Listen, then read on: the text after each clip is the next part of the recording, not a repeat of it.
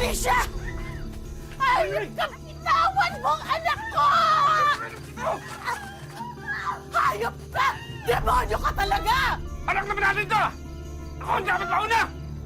Demonyo! Demonyo ka talaga! Demonyo! Tay! Tay! Hindi mo muna si Tay! Tay! Papatay mo ako! Ako bubuhayin niyo lahat! Hindi kayo mabuhay kung di kayo! Hayop ka! Hayop ka! Saan ka? Hindi mo ka!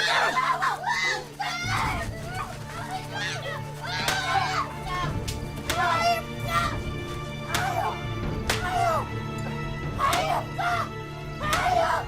Hayop! Dante! Dante! Dante! Halika na! Dali! Dali! Takbo!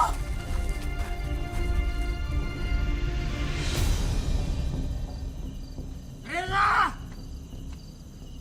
Bumalik kayo rito! Teresa! Bumalik kayo rito!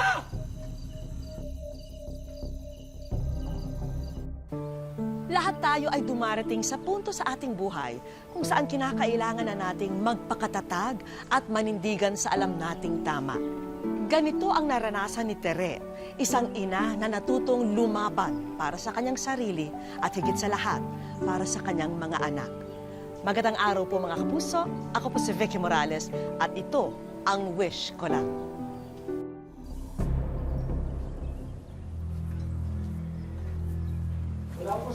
Walang hiya ka! Hayop ka! Hayop ka! Pati anak ko! Demonyo! Hindi ko alam ang ginagawa ko kagabi! Hindi mo alam? Muntik mo akong patayin! Patawarin Ano mo ka sa ako! kaliwa? Papatawarin? Patawarin Papatawarin? mo! Hindi! Kaya ako gagawin to dahil sa mga Teresa! anak ko! Sige na!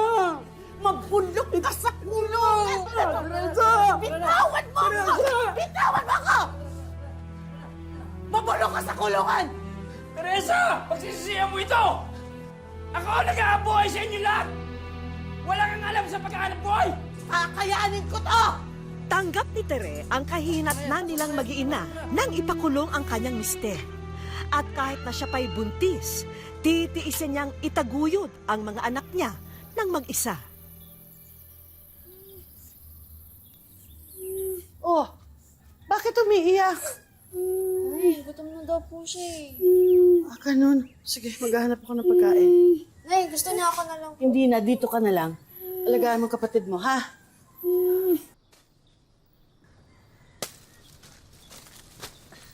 Liblib ang tirahan ni na Tere at madalas silang makasalamuha ng mga armadong lalaki na tila mga rebelde.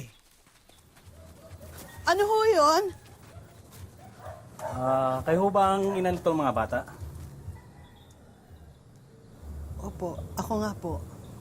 Balita po namin, pinakulong niyo po ang asawa ninyo.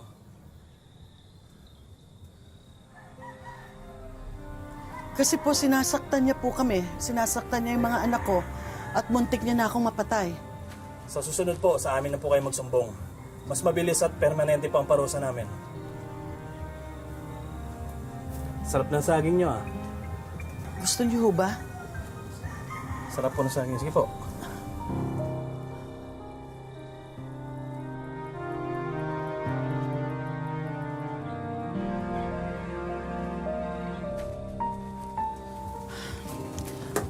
Sige na, pumasok ka na sa loob. Dalhin mo ang kapatid mo.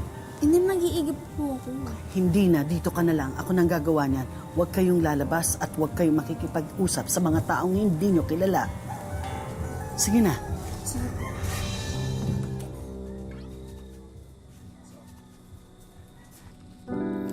Katwiran ni Tere, matitiis niya na maging solong magulang basta raw ligtas sila ng mga bata.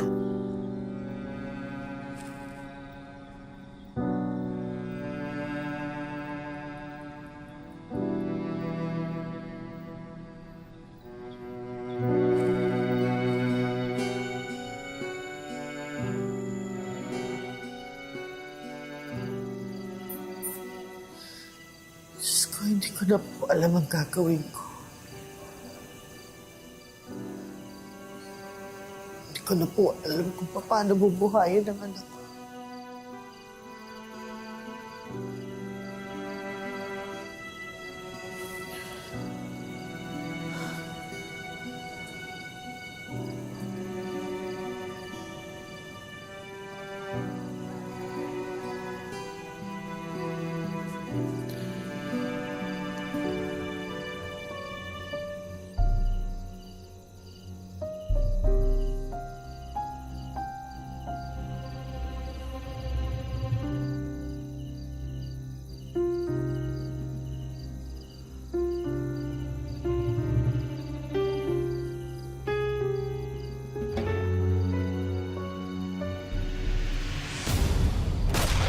Nagkaroon ng putukan sa lugar ni Tere at bigla ring pinasok ang kanilang bahay. Kumingi!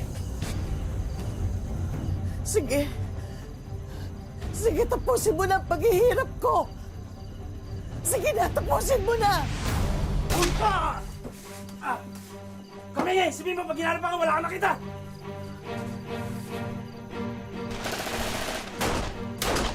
Trisha! Dante! Ano kayo? Dapa! Dapa! Dapa!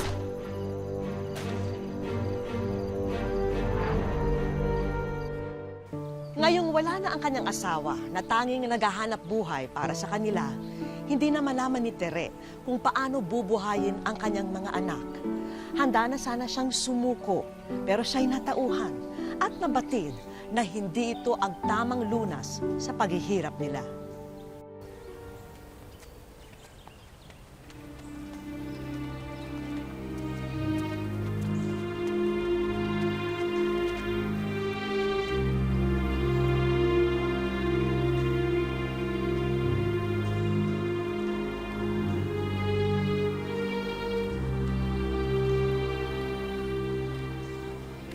Ale, pwede ho ba magtanong? Meron ba kayong alam na pwede naming tirhan ng mga anak ko? Ha? Ay, wala po akong alam eh. Salamat ho. Ale, mawalang galang, meron ho ba kayong... Mula sa bundok, makikipagsapalaran na lang sina Tere sa bayan. Umaasa siyang mas magiging ligtas sila rito.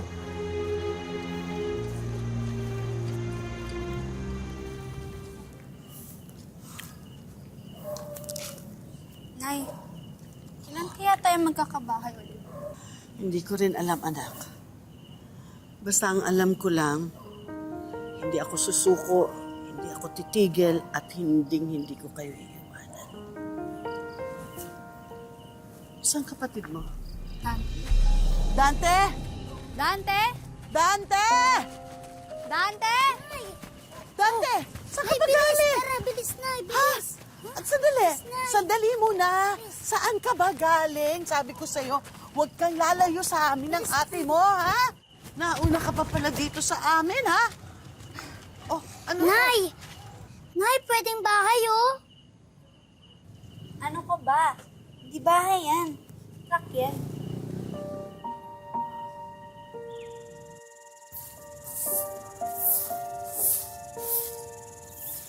Nay, ang ganda ng bahay natin, ha? May gulong tsaka puro bakal. Trisha, Po. ikaw na muna magtuloy nito, ha? Aalis na muna ako. Saan po kayo pupunta? Wala na tayong pera, eh. Babalik muna ako dun sa kinukunan ko ng tinapa dati. Gala ko po kayo. Kailangan, anak. Kailangan maghanap buhay. Ale, pabili nga po. Ay, salamat po. Ano pong gusto niyo? Meron po akong daing at saka tinapa. Magkano po itong tinapa? 10. Ay, Salamat po. Masarap po yan. eto po.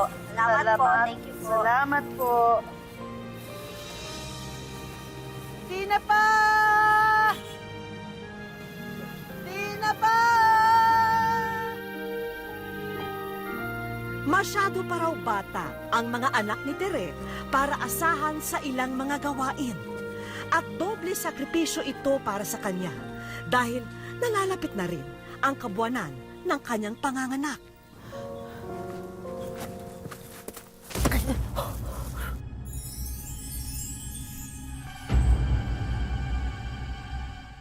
Wish ko lang.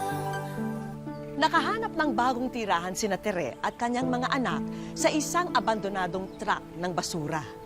Pinilit niyang ipagpatuloy ang negosyong naiwan ng kanyang asawa na paglalako ng paninda sa kabundukan. At dahil sobrang abala, hindi na niya minsan iniintindi ang kanyang pagbubuntis.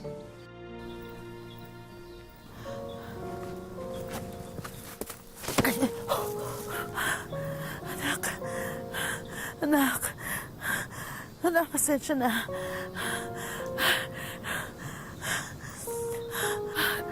Kapit lang. Kapit lang. Kapit lang, anak. Kapit lang.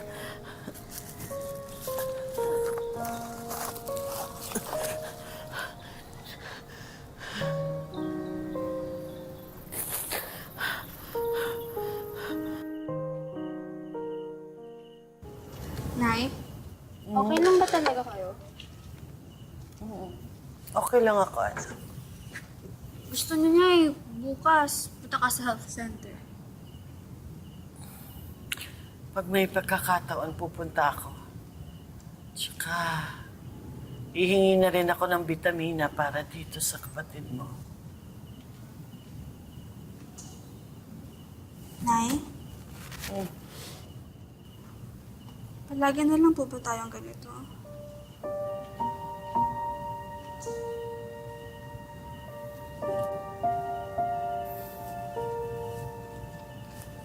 Bakit? Sumusuko ka na ba?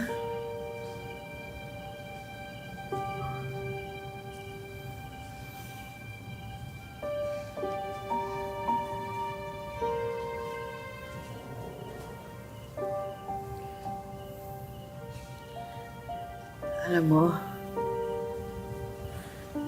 naisip ko na rin yan dati.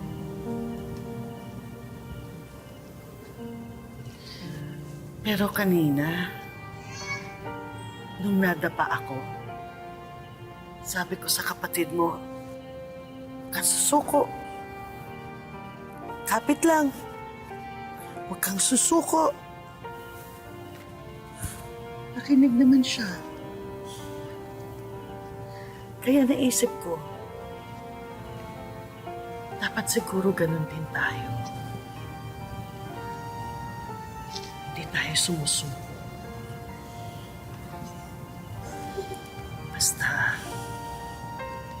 Basta kapit lang.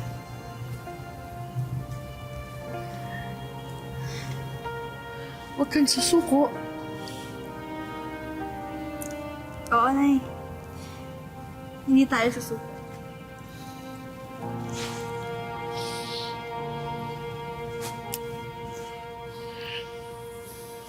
Ate, pengen pong tubig. O sige na, ito na.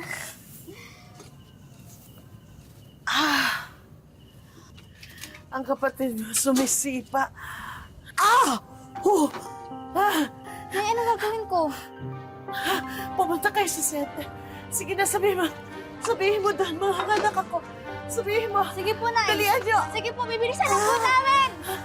Bibilisan namin.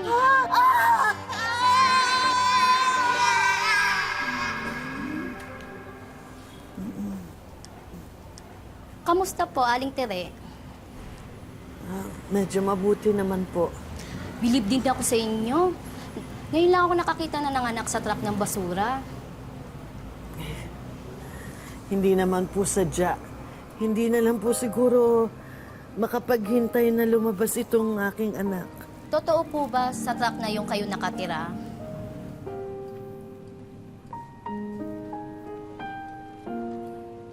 Wala pong ibang matuluyan eh. Humingi na po kami ng tulong sa barangay pero ang sabi po nila sa amin, wala daw po silang budget para matulungan kami. Pero delikado sa inyo kung doon kayo nakatira. Lalo na ngayon, may baby ka na. Naisip mo na ba na ipaampon na lang ang mga bata? Para na rin sa kabutihan nila. Ihahanap sila ng magandang pamilya, yung kaya silang pag-aralin. Salamat na lang po. Pero kakayanin po namin. Hindi po kami maghihiwa-hiwalay hanggat kaya namin.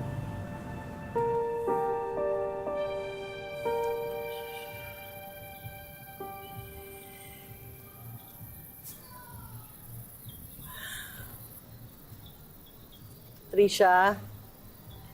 Nay? Trisha, Nay, bakit po? ka muna. Ikaw na muna dito sa kapatid mo. Bakit, Nay? Magtitinda ako, anak. Nay, hindi niyo pa po kaya. Paano? Kailangan Nay, naman... ako na lang po. Ako na lang po muna.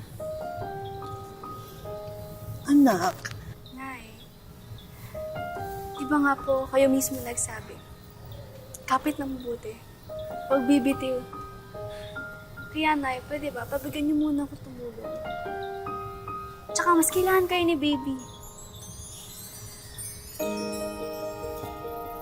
sige. Papayagan kita. Pero ngayon lang, ha? Kapag kaya ko na, pag malakas na ako na ulit ang maglalako, ha? Sige po, Nay. Promise. Ingat po kayo, ha? Pusin mo yan. Nagawa mo na bang assignment mo? Buti pa si Dante, Nay, no? Nakakapag-aral.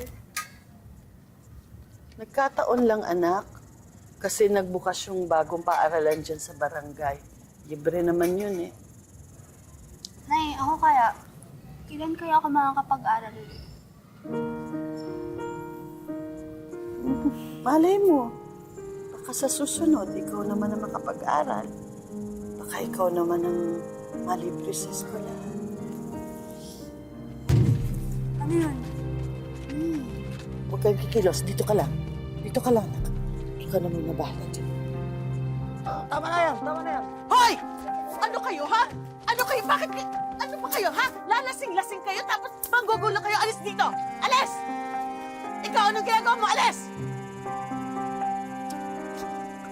Nay, mga lasing na naman, no?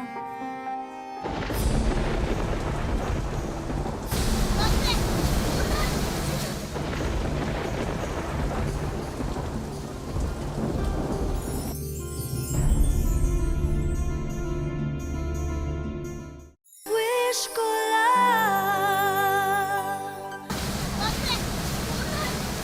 Mula nang tumira sila sa lansangan, patuloy pa rin ang pagbuhos ng problema kay Tere. Sadyang sinusubok ang katatagan niya bilang haligi at ilaw ng tahanan ng kanyang pamilya.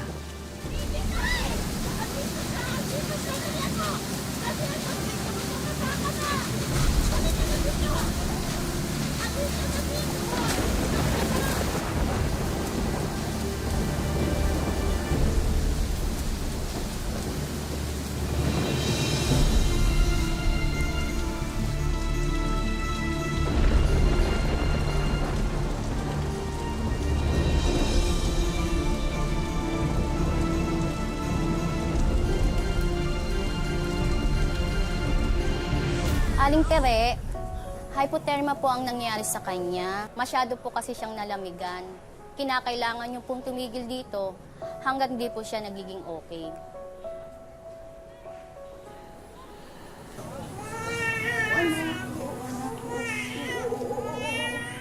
Aling Tere, inuulit ko lang po yung alo ko sa inyo noon pa. Maayos lang po ang mga bata ngayon, pero hindi sa lahat ng pagkakantoon, seswertein tayo. Paano sa susunod na bagyo, sa susunod na kalamidad, o paano kung hindi na kayo swertehin? Gusto niyo ipaampon ko mga anak ko? Pasensya na po, Aling Tere. Ma'am, marami na po akong natutunang tiisin sa nagdaang taon mula nang bumaba kami sa bundok. Nagtiis po ako na maglakad ng 3 oras para kumuha ng tubig. Nagtiis ako maglakad, maghapon sa ilalim ng init ng araw para kumita ng pera pambili ng pagkain ng mga anak ko. Nagtiis kami tumira sa tabi ng kalsada. Tumira kami sa loob ng lumang truck ng basura. Tiniis namin na hinihiya kami. Tiniis namin ang pinagtatawanan kami. At madalas nandun kami sa gitna ng gulo. Pero ang hindi ko matitiis at kailanman matututunang tiisin ang mahiwalay sa mga anak ko. Ma'am, sila ang buhay ko. Sila lang ang dahilan ko para mabuhay ako. Maraming salamat na lang po. Pero hindi ko po sila isusuko.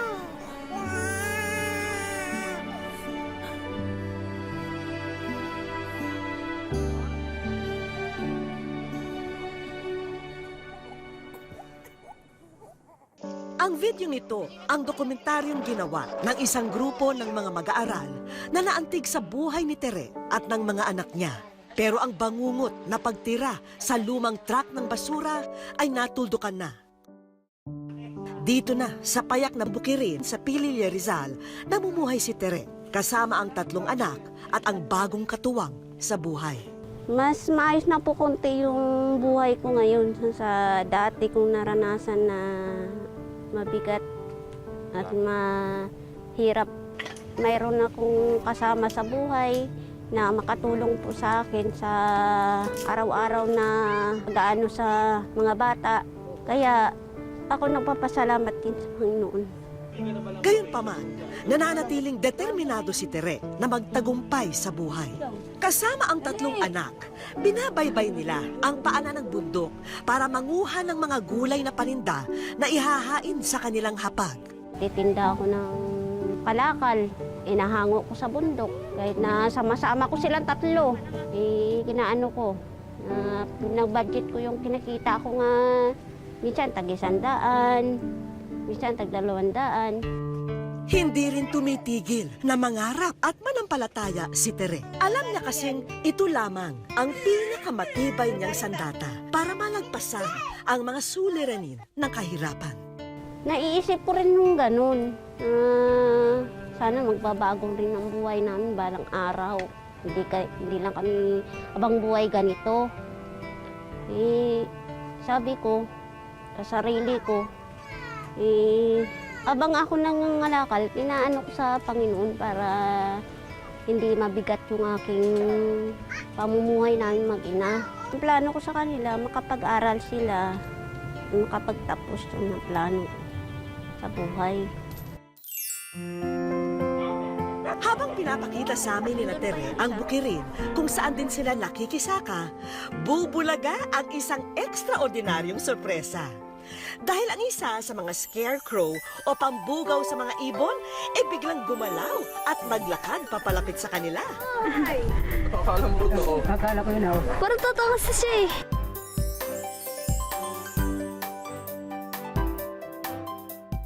Wish ko lang. Parang ko totoo. Hanggang sa iabot nito ang isang liham kay Tere.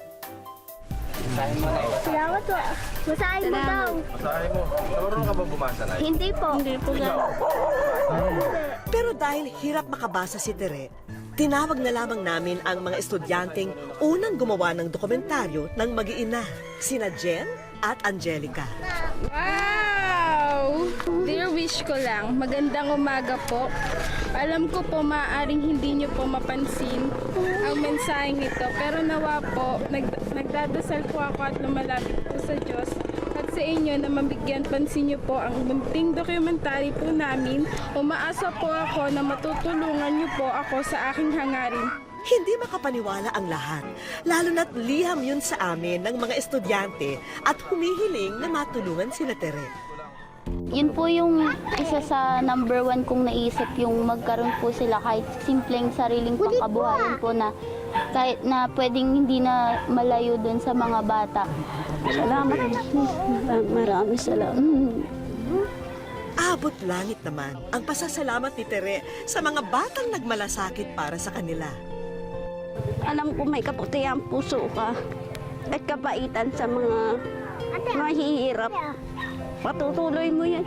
Salamat. Maraming salamat. Halina Tere at ipapakita na namin sa inyo ang katuparan ng inyong mga pangarap. Simula ngayon, hindi mo na kailangan pumanik ng bundok para humango ng inyong paninda.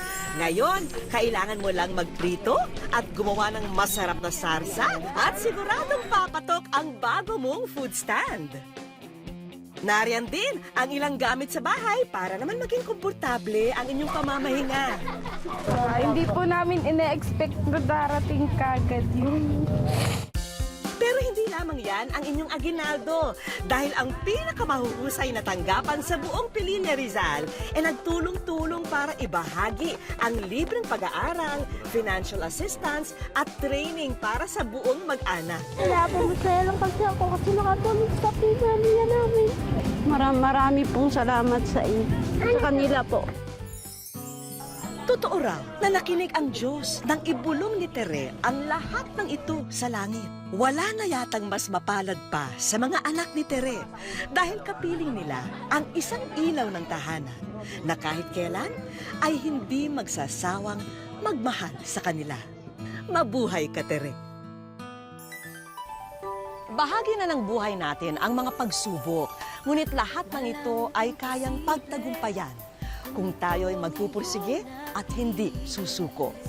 Hanggang sa susunod na Sabado po mga kapuso, ako po si Vicky Morales at ito po ang Wish Ko Lang.